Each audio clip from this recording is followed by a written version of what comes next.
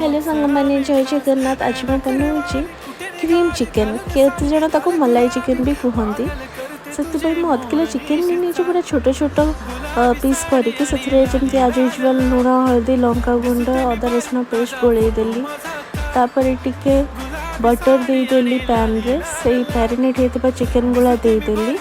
तापर चिकेन टा भल से टिके हवा जाए वेट करी।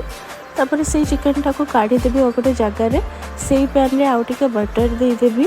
बटर दे सारा पर मु अमूल क्रीम आनी आपण मैंने को जदि अलग किसी क्रीम आपण मैंने यूज करेंगे। यहाँ केवल क्रीम और बटर चिकेन टा हुए से मुझे कस्तूरी मेथी देदेली टिके लुण देदेली टिके बिट लुण देदेली लंका गुंड टिके देदेली टिके मेथी पत्र देजी।